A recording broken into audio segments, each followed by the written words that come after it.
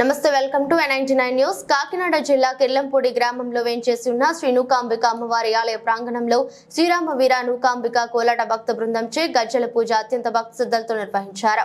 తిరుమల తిరుపతి దేవస్థానం ఆస్థాన విద్వాంసులు వి రోహిణి కుమార్ సారథ్యంలో వారి మిత్ర మరియు శిష్య బృందంచే ఈ కార్యక్రమం ఘనంగా నిర్వహించారు.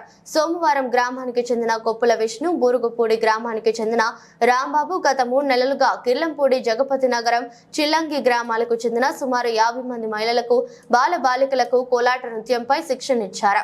ఈ సందర్భంగా గ్రామ పెద్దలు, గ్రామస్తుల, కళాకారుల తల్లిదండ్రుల సహాయ సహకారంతో వారి సమక్షంలో కళామ తల్లికి గజ్జల పూజ నిర్వహించారు. అనంతరం పలు భక్తి సంకీర్తనలతో కళాకారులు చేసిన కోలాట నృత్య ప్రదర్శన చూపరులను ఎంతగానో ఆకట్టుకుంది. తక్కువ కాలంలో ఎంతో నైపుణ్యంతో వీరికి శిక్షణ ఇచ్చిన గురువులను, కోలాటం కళాకారులను పలువురు ప్రశంసలతో ముంచెత్తారు. కార్యక్రమం అనంతరం రోహిణి కుమార్ బృందాన్ని నిర్వాహకులు, గ్రామ పెద్దలు ఘనంగా సత్కరించారు. ఈ కార్యక్రమంలో విచ్చేసిన ప్రతి ఒక్కరికి అల్పాహార విందు ఏర్పాటు చేశారు. ఈ కార్యక్రమాన్ని విజయవంతం చేసిన ప్రతి ఒక్కరికి నిర్వాహకుల పేరు పేరున కృతజ్ఞత తెలిపారు.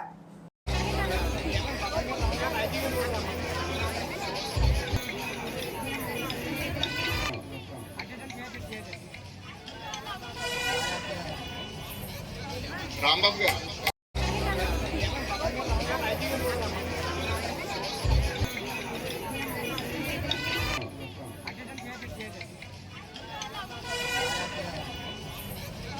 రాంబాబు గారు